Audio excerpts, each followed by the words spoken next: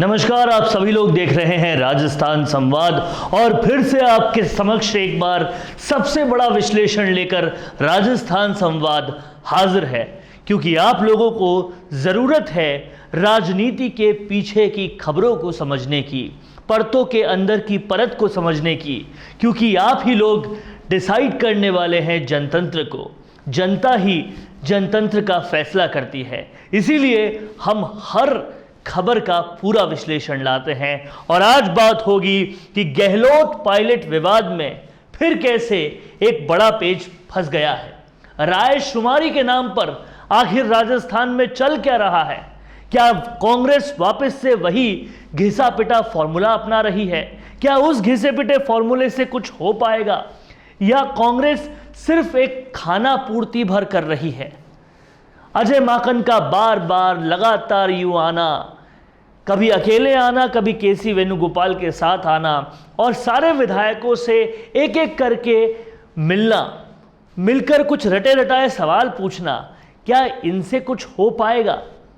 सोचने समझने वाली बात यह है कि ये पिटा हुआ फॉर्मूला पहले भी कांग्रेस को राजस्थान में खा चुका है। क्या अब राजस्थान में वो फॉर्मूला कुछ कुल खिलाएगा, या फिर ये महज एक खाना पूर्ति है, सिर्फ एक फॉर्मेलिटी है जो की जा रही है? जो कुछ होना है वो तय हो चुका है। इन सारी बातों पर आज हम इस विश्लेषण पर बात करेंगे और हम बात करेंगे कि गहलोत पायलट विवाद में फिर से कैसे फंस गया है ये बड़ा पेच। हम बात करेंगे इस विवाद की, जो विवाद राजस्थान को खाता जा रहा है, राजस्थान के विकास में जो सबसे बड़ी बाधा बना हुआ है। इस बात को समझना आप लोगों के लिए उतना ही ज़रूरी है जितना कि कोई और काम करना, क्योंकि राजस्थान की सियासत लगातार राजस्थान के विकास की राह का रोड़ा बनी हुई है। ये बात हमें समझनी होगी। तो आज मैं आपको एक एक करके इन सारी परतों से पर्दे हटाऊंगा और आपको बताऊंगा कि आखिर राजस्थान की सियासत में चल क्या रहा है। अशोक गहलोत की गैर मौजूदगी में अजय माकन विधायकों से मुलाकात करते हैं। अब यह समझने वाली बात है कि जब विधायकों से मुलाकात हो रही है तो अशोक गहलोत मौजूद नहीं होते, जो मुख्यमंत्री है वो मौजूद नहीं होते। ये समझने वाली बात है, क्या ये विधायकों को एक कॉन्फिडेंस देने के लिए किया जा रहा है कि आप अपनी निष्पक्ष राय रख सकते हैं, या ये कॉन्फिडेंस भी सिर्फ एक छलावा है? क्योंकि वहां पर अशोक गहलोत तो नहीं है, लेकिन महेंद्र चौधरी मौजूद हैं, सीपी जोशी मौजूद हैं। याद कीजिए कौन है सीपी जोशी और कौन है महेंद्र चौधरी। ये वही लोग हैं जब सचिन पायलट और उनके सारे समर्थक चले गए थे हरियाणा और बगावत शुरू हो चुकी थी, बगावत पार्ट 1 राजस्थान की सियासत में शुरू हो चुका था, तब जो सारा मैनेजमेंट कर रहे थे मुख्यमंत्री के खेमे से, वो कौन लोग थे? यही महेंद्र चौधरी थे और यही सीपी जोशी थे। इन सारे लोगों के मैनेजमेंट की वजह से ही वो सारा काम हुआ था और ये इस रायशुमारी में मौजूद रहते हैं। मुख्यमंत्री खुद तो प्रत्यक्ष रूप से नहीं रहते, लेकिन इन लोगों का मौजूद रहना सियासत को थोड़ा भी समझने वालों को ये बताता है कि आखिरकार अप्रत्यक्ष रूप से वहाँ मुख्यमंत्री गहलोत मौजूद होते हैं और वहाँ किसी भी तरह की निष्पक्ष रायशुमारी पॉसिबल है ही नहीं, हो ही नहीं सकती। और इस तरीके से ये रायशुमारी ली जाती है, विधायकों से इस तरीके से बात की जाती है, और बात करने के नाम पर होता क्या है? वही रटे रटाए 4-5 सवाल होते हैं। वो क्या सवाल हैं ये भी हम आपको बताएंगे, जिससे कि ये सारी जो कवायद, या यूं कहें ये सारा जो पॉलिटिकल ड्रामा हो रहा है, ये आपको पूरी तरह से समझ में आ जाएगा। आगे चलते हैं कि इस ड्रामे में हो क्या रहा है वो देखते हैं। सवाल नंबर 1 जो सभी विधायकों से पूछा जा रहा है वो ये है कि क्या आप सरकार के कामकाज से खुश हैं? जो बात जनता से पूछनी चाहिए थी वो विधायक से पूछ रहे हैं, कोई बात नहीं। लेकिन इस रायशुमारी में, जैसे मैंने पहले बताया, महेंद्र चौधरी और सीपी जोशी मौजूद हैं, तो एक तरह से अप्रत्यक्ष रूप से मुख्यमंत्री गहलोत वहां पर हैं और सब विधायकों से पूछा जा रहा है कि क्या आप सरकार के कामकाज से खुश हैं? अब आप खुद सोचिए, एक तरह से दबाव बनाकर सीपी जोशी और महेंद्र चौधरी को वहां पर रखकर अगर अजय माकन इनसे ये सवाल पूछते हैं तो क्या इस सवाल का निष्पक्ष जवाब आएगा? ये तो है सवाल नंबर 1 कि इस सवाल का क्या निष्पक्ष जवाब आएगा। और दूसरा बड़ा सवाल जो यहां पर खड़ा होता है वो ये है कि आपने 119 सीटों पर तो विधायकों को बुलाकर रायशुमारी कर ली जहां कांग्रेस जीती थी, लेकिन उन 80 से ज़्यादा सीटों का क्या जहां पर कांग्रेस हारी है? क्या अगर रायशुमारी कर रहे हैं तो उन हारे हुए लोगों को, उन हारे हुए नेताओं को भी नहीं बुलाना चाहिए? और अगर उनको नहीं बुलाते तो कैसे पूरा फीडबैक होगा? और अगर पूरा फीडबैक ढंग से नहीं हुआ तो फिर आगे क्या मैसेज जाएगा? और आगे मैसेज ढंग से नहीं किया गया तो फिर कैसे मंत्रिमंडल फेरबदल होगा? और मंत्रिमंडल फेरबदल अगर ढंग से नहीं हुआ तो कैसे अगले चुनाव में कांग्रेस रिपीट होगी? और अगर यह कहा जा रहा है कि यह सारी कवायद कांग्रेस को अगले चुनाव में रिपीट करने के लिए की जा रही है तो यह पूरा फॉर्मूला ही फ्लॉड है। यह साफ तौर पर समझ में आता है, लेकिन फिर भी यह हो रहा है। इसीलिए ये जो रायशुमारी है ये केवल और सिर्फ एक पॉलिटिकल ड्रामा के अलावा कुछ और नजर नहीं आती। जो सवाल नंबर 2 किया जा रहा है विधायकों से वो ये है, क्या आप मंत्रियों और प्रभारी मंत्रियों के कामकाज से खुश हैं? जो प्रभारी मंत्री हैं और जो मंत्री सरकार में हैं उनके कामकाज से क्या आप खुश हैं? ये चीज पूछी जा रही है।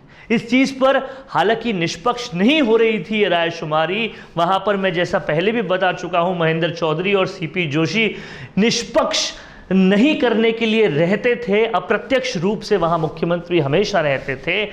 लेकिन फिर भी कई सारे विधायकों ने इस सवाल के जवाब में कि क्या आप मंत्रियों और प्रभारी मंत्रियों के कामकाज से खुश हैं, ये कहा है कि भाई रघु शर्मा तो हमसे मिलते ही नहीं, और जो शिक्षा मंत्री हैं गोविंद सिंह डोटासरा वो ढंग से बात करते ही नहीं। यहाँ तक कि बीडी कल्ला ने भी ये कह दिया कि बहुत सारी मौजू पर बहुत सारे मंत्री जो हैं वो हमसे ढंग से बात नहीं करते। बीडी कल्ला और शांति धारीवाल के लिए भी बहुत ज़्यादा विधायकों ने गलत बोला है। ये तब हुआ जब रायशुमारी निष्पक्ष रूप से नहीं हो रही थी। तो विधायकों के मन में क्या है, कितनी टीस है, कितने भरे बैठे हैं वो, ये आसानी से समझा जा सकता है कि जब अप्रत्यक्ष रूप से मुख्यमंत्री वहां मौजूद हैं, उनके लोग वहां मौजूद हैं, उसके बाद भी विधायक अजय माकन को ये मैसेज दे रहे हैं। हालांकि इस बात में भी कोई दो राय नहीं है कि ये मैसेज ऐसे के ऐसे कांग्रेस आलाकमान तक भी नहीं जाएगा, लेकिन ये जो कुछ चीज़ें बाहर आई है वो है। इसके बाद तीसरा सवाल ये पूछा जा रहा है विधायकों से अजय माकन द्वारा कि क्या आपके मन में ब्लॉक अध्यक्ष और जिला अध्यक्ष के लिए कोई और नाम है? सुझाव लेने की एक प्रक्रिया, सुझाव लेने की एक फॉर्मेलिटी, सुझाव लेने का एक प्रोसेस यहां पर किया जा रहा है विधायकों से, और वही पिटाया हुआ फॉर्मूला वापस करने की होड़ मचाई जा रही है कि विधायकों ने जो कहा वही हम करेंगे। इससे शायद हम आने वाला चुनाव जीतेंगे, लेकिन कभी भी कोई विधायक ऐसा कह सकता है क्या कि हम हार रहे हैं? यह संभव ही नहीं है। तो फिर ऐसी रायशुमारी से कैसे कांग्रेस रिपीट करेगी, इस पर वाकई एक बहुत बड़ा सवाल उठता है। यह तीसरा सवाल था जो हर विधायक से पूछा गया इस रायशुमारी में कि क्या आपके मन में ब्लॉक अध्यक्ष और जिला अध्यक्ष के लिए कोई नाम है। इसके बाद जो सवाल किया गया वो ये था कि क्या आप सरकार को सुझाव देना चाहते हैं, सरकार को आप क्या सुझाव देना चाहते हैं। इसमें भी बहुत लोगों ने बहुत कुछ नेगेटिव कहा। यह भी कई जगह पर कहा गया कि विधायकों की सुनना चाहिए सरकार को, ऐसे अधिकारी रखने चाहिए जो विधायकों की सुने। और ये सब तब हुआ जब निष्पक्ष रूप से नहीं चल रही थी ये रायशुमारी, तब भी कई सारे विधायकों ने इसके लिए इस तरह से बोला। और सवाल नंबर 5 जो बहुत ज़्यादा ज़रूरी है वो ये था कि 2023 में सरकार रिपीट कैसे होगी, सरकार वापस कैसे आएगी। जिस पूरे सवाल के इर्द गिर्द ही ये रायशुमारी का प्रोसेस घूमता है। कहा यही जा रहा है कि ये रायशुमारी करवाई इसलिए जा रही है, इसका मोटिव यही है, इसका औचित्य यही है कि क्या 2023 में फिर से कांग्रेस रिपीट होगी। इस बात को कहीं ना कहीं सचिन पायलट भी पहले साफ कर चुके हैं कि हमें इस पर डिबेट करनी पड़ेगी कि 2023 में कांग्रेस को रिपीट करने के लिए क्या कुछ करना पड़ेगा। लेकिन क्या इस तरह की रायशुमारी से कांग्रेस रिपीट होगी? क्या इस तरीके से फॉर्मेलिटी करने से कांग्रेस रिपीट होगी?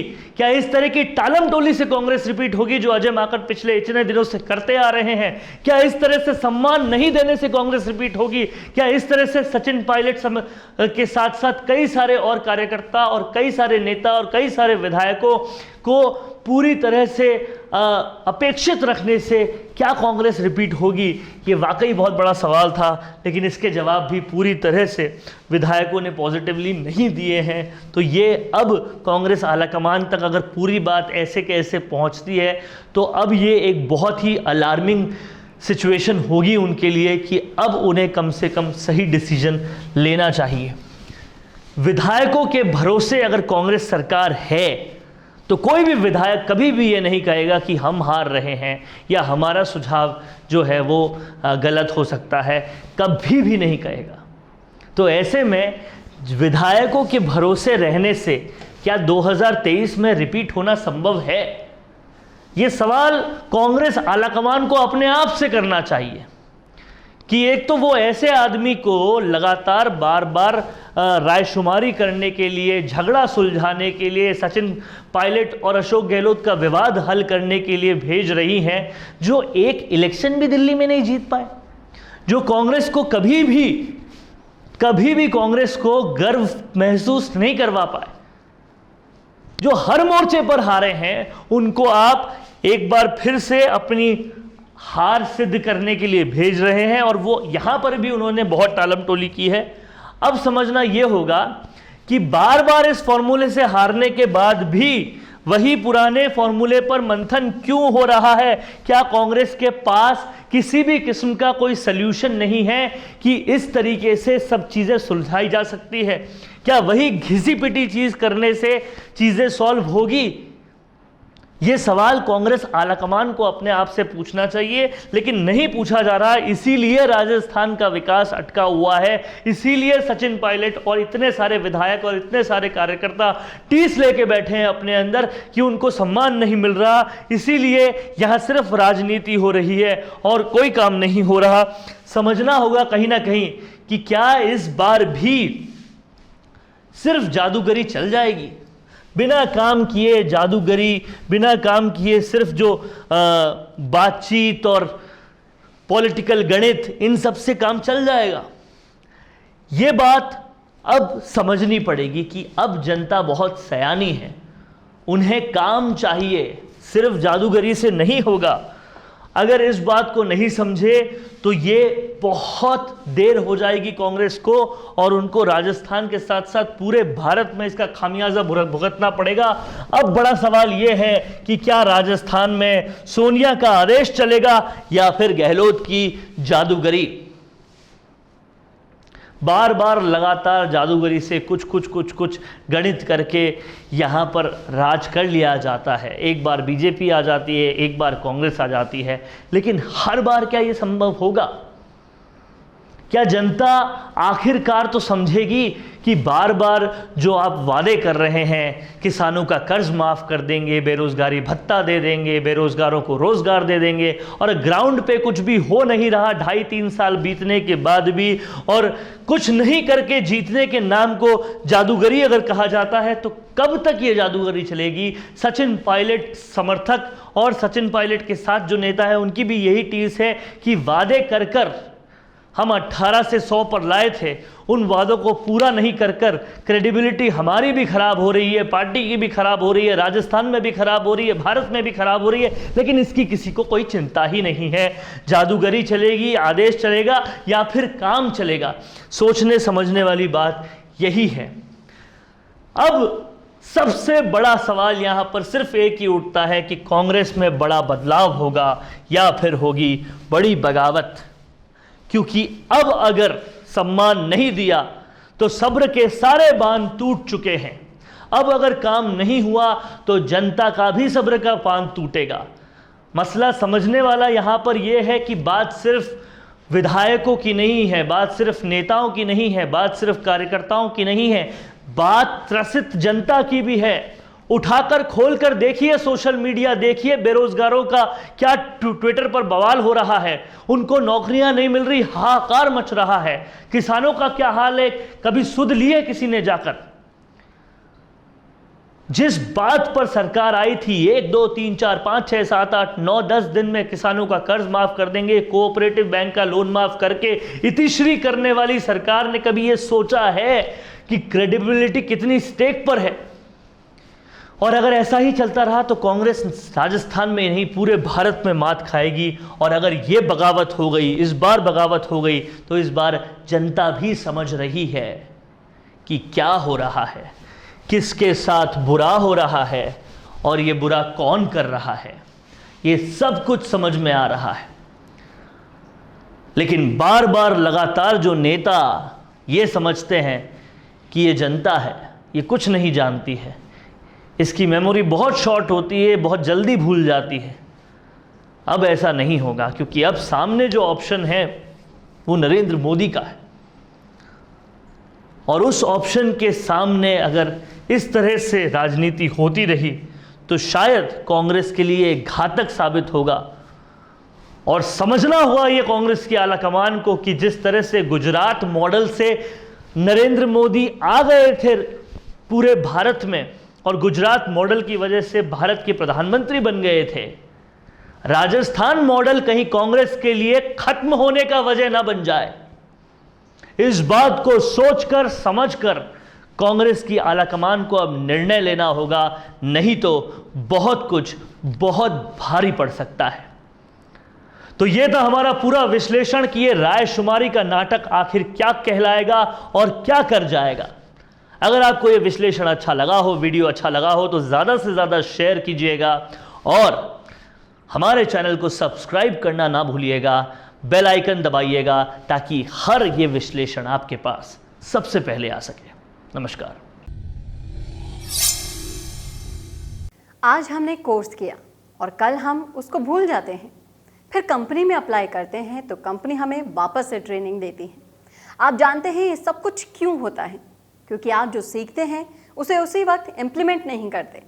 इसी वजह से मिशी media solutions digital video production में लेकर आए हैं on the job training course, जहां पर सीनियर प्रोफेशनल्स के साथ लाइव प्रोजेक्ट में आप डिजिटल मार्केटिंग और डिजिटल वीडियो प्रोडक्शंस को सीखेंगे और आपकी परफॉर्मेंस पर यहीं आपका रिक्रूटमेंट भी हो जाएगा। अब जब सब कुछ ऑनलाइन हो रहा है तो जाहिर सी बात है ऑनलाइन वीडियोस की डिमांड भी लगातार बढ़ रही है और इस इमर्जिंग मार्केट में आपका स्वागत करने के लिए तैयार है मिशी मीडिया सॉल्यूशंस। ज़्यादा जानकारी के लिए कॉल करें 9549770549 या फिर आप हमें मेल भी कर सकते हैं mishimedia solutions@gmail.com।